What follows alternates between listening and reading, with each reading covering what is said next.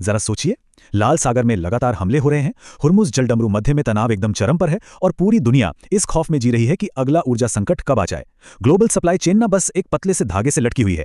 लेकिन ठीक इसी वक्त जब दुनिया भर का मीडिया और सबकी नजरें मध्य पूर्व के इस शोर शराबे पर टिकी हैं, भारत ने बहुत खामोशी से यूरोप के ठीक अंदर एक ऐसी चाल चली है जिसने पूरी जियोपॉलिटिक्स की बिसाथी पलट कर रख दी है। स्वागत है आपका द प्रेप नेशन में। आज के इस बेहद खास विश्लेषण में हम उस खामोश मास्टर स्ट्रोक को डिकोड करने जा रहे हैं जिसने सचमुच रातों रात वैश्विक व्यापार का पूरा नक्शा ही बदल कर रख दिया है। चलिए इस बात को थोड़ी गहराई से समझते हैं।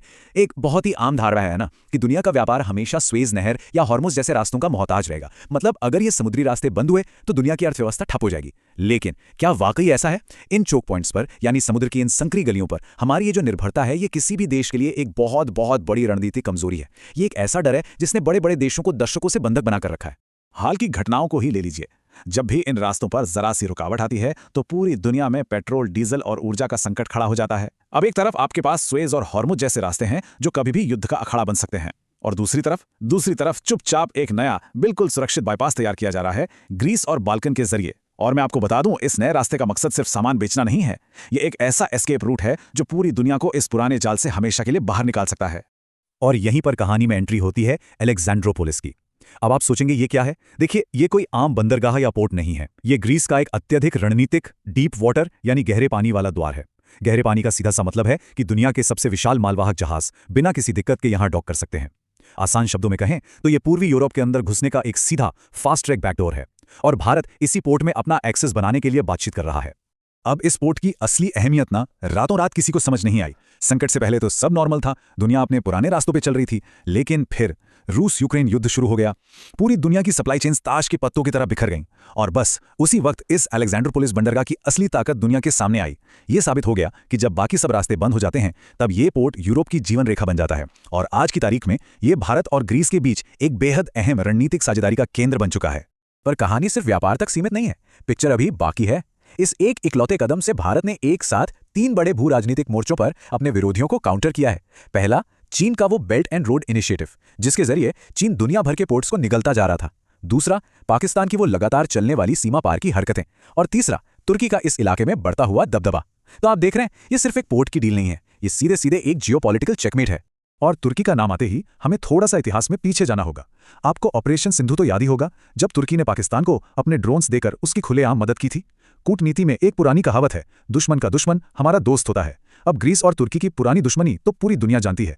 तो ऐसे में ग्रीस के साथ ये गहरी दोस्ती सीधे तौर पर भारत की मौजूदगी को तुर्की और बुल्गारिया के बिल्कुल दरवाजे पर लाकर खड़ा कर देती है। एक तीर से कई निशाने।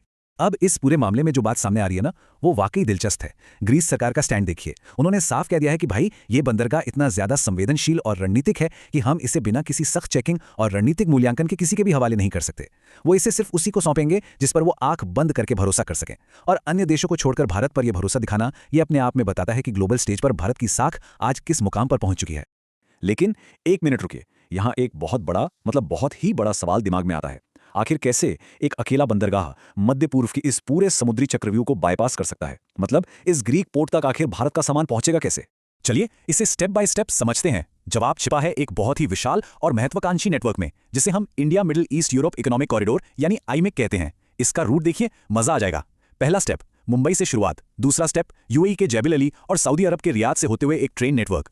तीसरा स्टेप, इजराइल के हाइफा पोर्ट तक पहुंचना, और वहां से सीधा चौथा स्टेप, ग्रीस के अलेक्जेंड्रोपोलिस में एंट्री। और फिर पूरा यूरोप आपके लिए खुला है। ये पूरा का पूरा रूट फारस की खाड़ी और लाल सागर को पूरी तरह से इग्नोर कर देता है। आप इसे चीन के मॉडल से कंपेयर करते हैं, जहां चीन का बीआरआई दुनिया भर के बंदरगाहों पर सिर्फ अपना अकेला प्रभुत्व जमाने की कोशिश करता है। वहीं आईएमएक्स एक बहुत ही डाइवर्सिफाइड यानी कई देशों का मिलाजुला मार्ग है। आपको याद होगा, इसे G20 में एक एमओयू के जरिए साइन किया गया था, जिसमें अमेरिका, फ्रांस, जर्मनी और सऊदी अरब जैसे दिग्गज देश शामिल हैं। तो ये कोई एकाधिकार वाला प्रोजेक्ट नहीं है, बल्कि चीन को काउंटर करने वाला एक बहुत ही मजबूत बहुपक्षीय गठबंधन है। और इस नए रूट के जो रणनीतिक फायदे हैं ना, वो सच में अभूतपूर्व हैं। सबसे पहले तो ये आपको स्वेज नहर के ट्रैफिक जाम से बचाता है। फिर ये उस मिलिटराइज्ड लाल सागर और बाबल मंडेब के खतरे को पूरी तरह बाईपास कर देता है। और सबसे अहम बात, ये दुनिया के सबसे संवेदनशील चोक पॉइंट्स में से एक तुर्की के बोस्फोरस जलडमरू मध्य को भी दरकिनार कर देता है। यानी जो देश इन समुद्री रास्तों पर अपना दबदबा दिखाकर दुनिया को डराते थे, उनकी पावर इस एक रूट से बिल्कुल जीरो हो जाती है।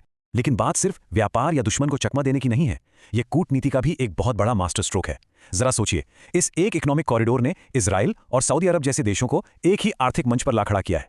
मध्य पूर्व में जहां हमेशा तनाव रहता है, वहां ये कॉरिडोर इन देशों के बीच आर्थिक स्थिरता और संबंधों को नॉर्मल करने का काम कर रहा है। ये सिर्फ एक मार्ड होने का रास्ता नहीं है, ये उस इलाके में शांति लाने का एक बहुत बड़ा टूल भी बन सकता है।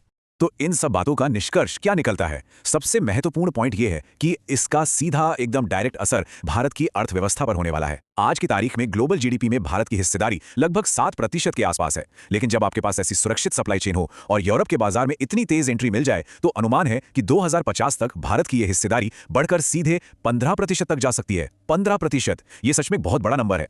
और 7% से 15% की ये छलांग कोई मामूली ग्रोथ नहीं है। ये इस बात का पक्का सबूत है कि जो नई मल्टीपोलर दुनिया बन रही है ना, उसमें भारत की पकड़ कितनी मजबूत हो रही है। ये दिखाता है कि अगर आप सही बुनियादी ढांचा तैयार करें और सही देशों के साथ कूटनीतिक गठबंधन बनाएं, तो आप बिना कोई गोली चलाए अपनी आर्थिक ताकत को दोगुना कर सकते हैं। तो अगर पूरी पिक्चर को एक साथ रखकर देखें, तो समझ आता है कि भारत ने बिना किसी शोर शराबे के, बिना किसी आक्रामक बयानबाजी के, सिर्फ और सिर्फ अपनी रणनीतिक साझेदारी और इंफ्रास्ट्रक्चर के दम पर इस वैश्विक पदानुक्रम को फिर से आकार दे दिया है। यह सचमुच एक ऐसी खामोश रणनीति है जो पानी की तरह अपना रास्ता बना रही है और दुनिया के इस व्यापारिक नक्शे को हमेशा हमेशा के लिए बदल रही है। तो दोस्तों, शतरंज की इस बिसात पर रणनीतिक जाल बिछ चुका है। भारत अपनी सबसे बड़ी चाल चल चुका है। लेकिन कहानी अभी खत्म नहीं हुई है। असली सवाल तो अब उठेगा जब बीजिंग और इस्लामाबाद को यह पूरी तरह से समझ आ जाएगा कि उन्हें कूटनीतिक और आर्थिक रूप से इतनी बुरी तरह आउटप्ले कर दिया गया है, तो उनका अगला कदम क्या होगा। आगे जो भी होगा वो पूरी दुनिया का भविष्य तय करेगा। इस विश्लेषण में हमारे साथ जुड़ने के लिए बहुत बहुत धन्यवाद। द प्रेप नेशन की ओर से मैं अभी विदा लेता हूं। चीजों को गहराई से समझते रहिए और हमेशा आगे बढ़ते रहिए।